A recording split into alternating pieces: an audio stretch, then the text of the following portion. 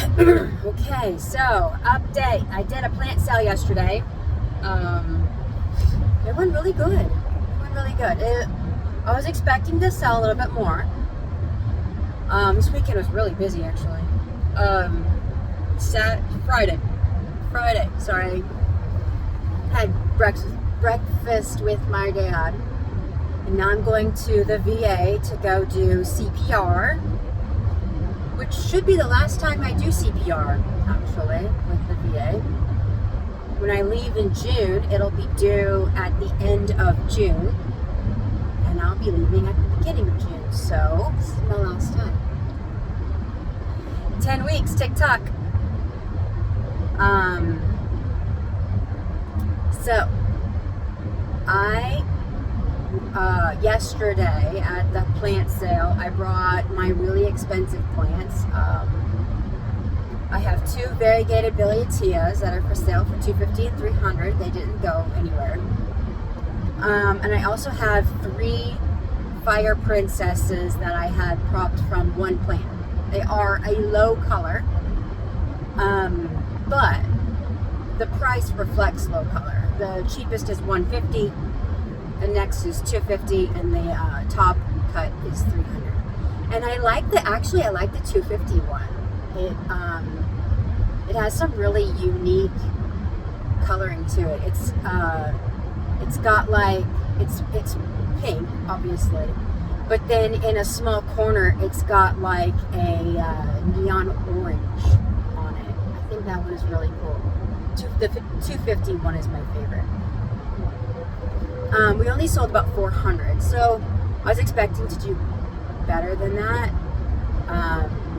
but it's okay. That's all right. Actually, I think we didn't even do 400. I think it was more like 360 or something. But I wanted to give you an update on where I'm at. I just passed my house. So today, I wanted to go back to World Springs before I go back to work tomorrow, and I won't be able to do that. That's okay. But I have been thinking about how I'm going to maneuver my new schedule, because I'm going to have a new schedule with 3 different calendars.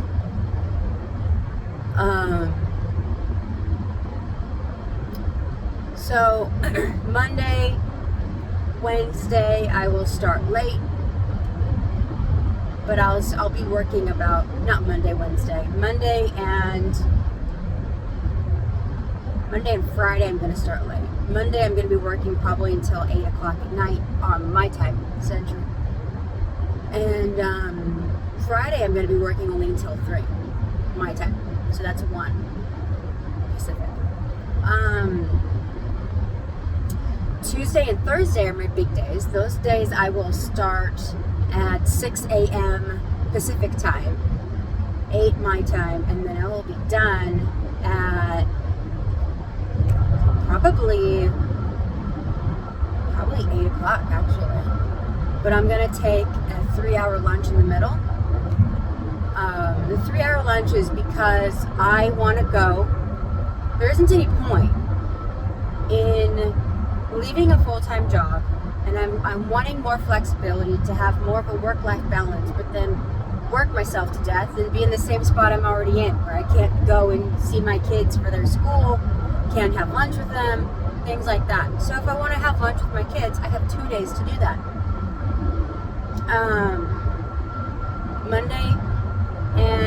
Monday, Wednesday, Friday. Wednesday I won't be working at all. Monday, Wednesday, Friday I'm going to go see my dad in the morning, which is why I'll be starting late.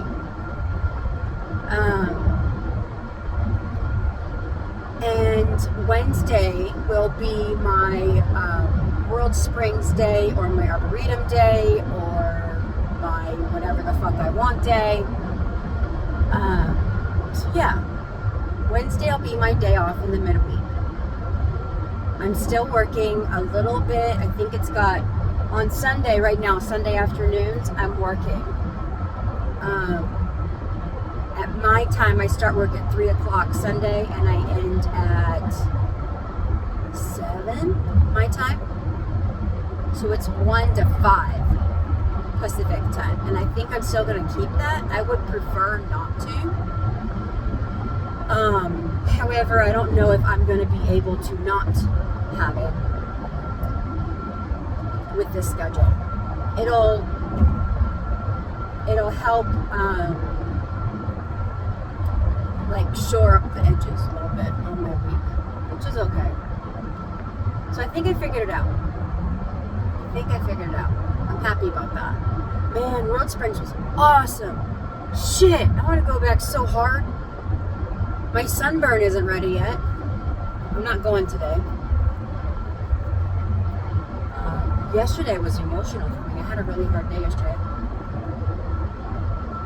Yesterday and Saturday, actually. I was crying here and there, missing my mom.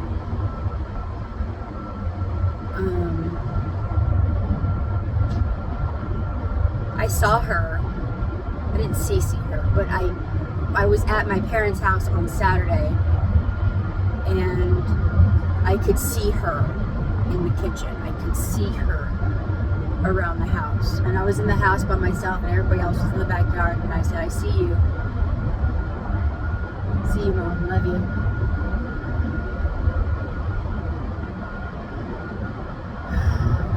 Still gets 0 stars from me. Would not recommend. But I don't know. I won't say it gets easier. It just becomes less. I guess, is that a better way of saying it? It doesn't get better, it doesn't get easier, it just gets less. The surprising thing about grief is that when we have any life changes, it comes out in a grief way. It comes in a loss, a reaction of loss, a breakup, us moving 4 states away, 3 states away or whatever. My nails bother me. Those are all losses. It's not just, you don't just grieve because somebody died. We have losses all the time. A job.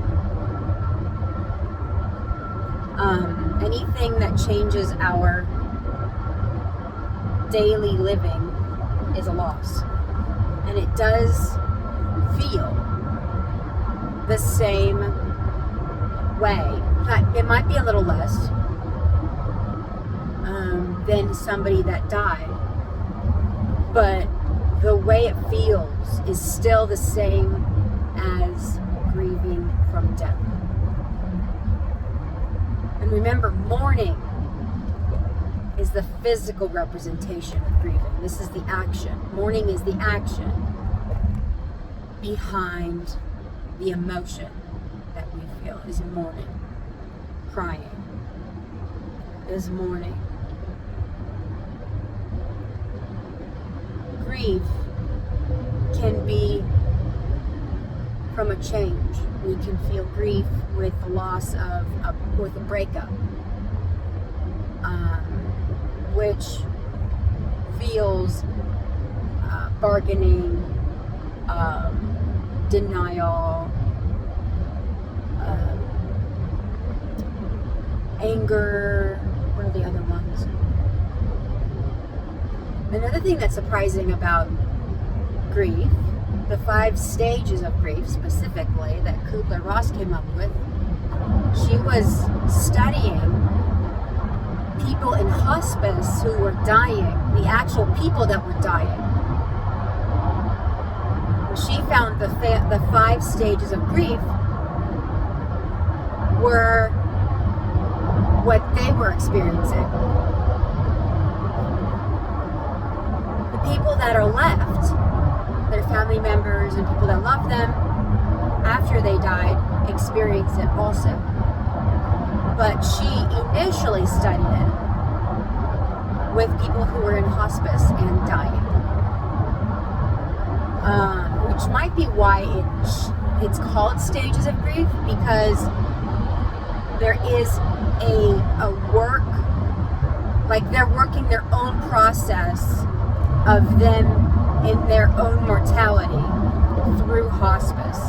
So I could see how that could be stages with their own mentality. However, when you're mourning, there are no stages. It's one big fucking gray puddle. You feel them all at the same time, and it's all shit. So, that's a little bit about grief and mourning. Something I've learned in my grief certification class, which I actually didn't renew. I didn't renew my certificate this year. I really love that class though. That was amazing. It's been a long time since I felt that inspired. I talked to my coworker after I came back, and he was like, how was the conference? How was that one day thing for grief? I said, man, that was so good. I want to like burn it all down and just be a grief counselor. He was like, seriously? I was like, yeah. She was so inspiring. Like, it was just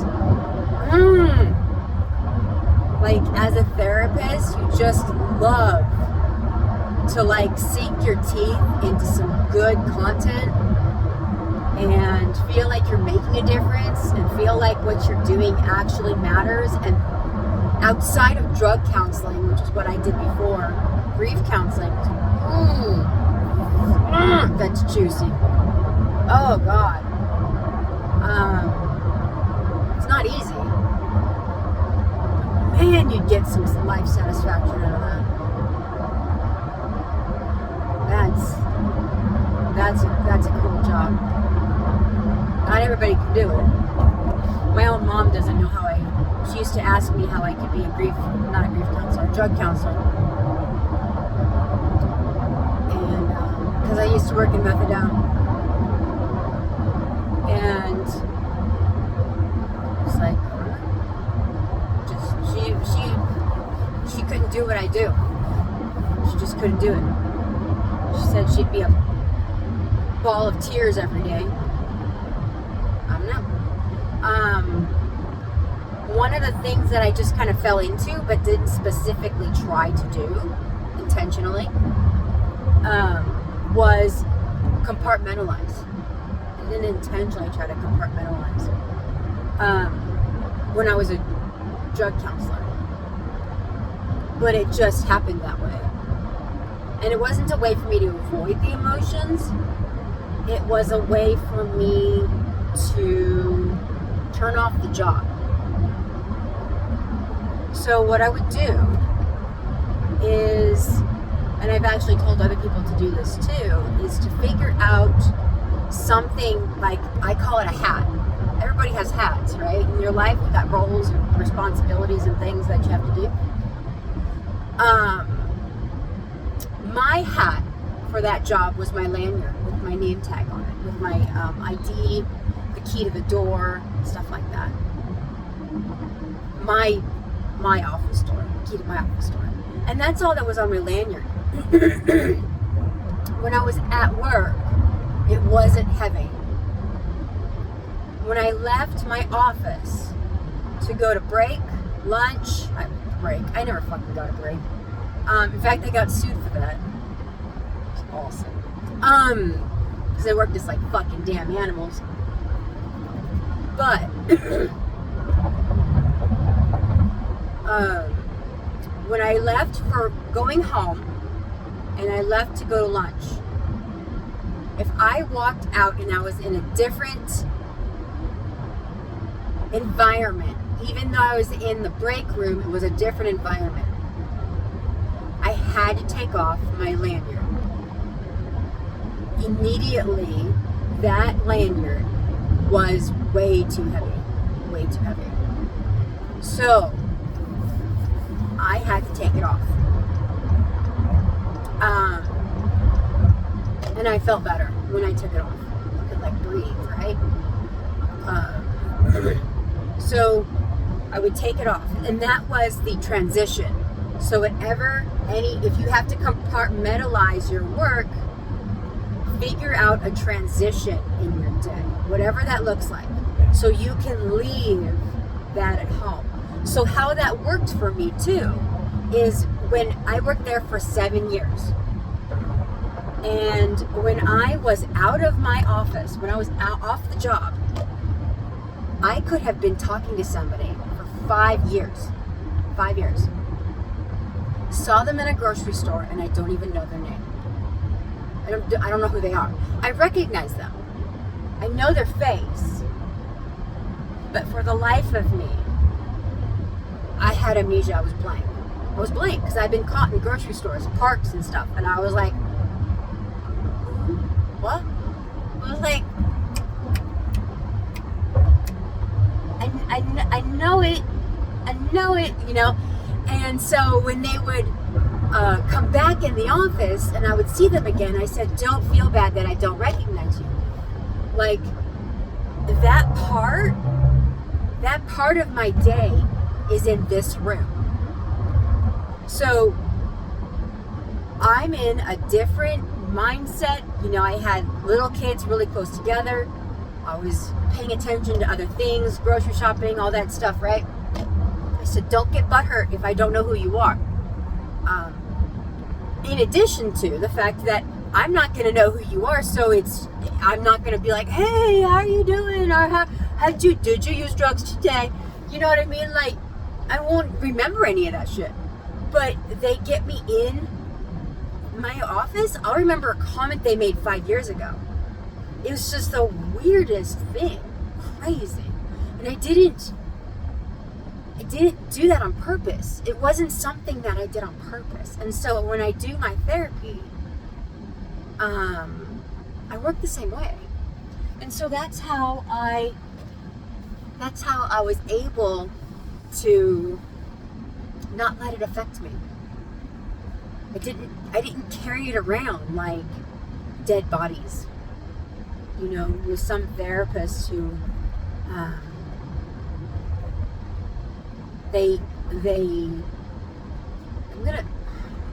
feel like I'm gonna clunk over my words here. I don't want to say they're too empathetic or they're definitely not codependent, but they just get too involved. You know, they get too involved in those situations and they have a hard time separating. It comes naturally to me. Plus the fact that I do everything virtual now and I have people out of state, so they're never going to see me. I don't have to worry about any of it.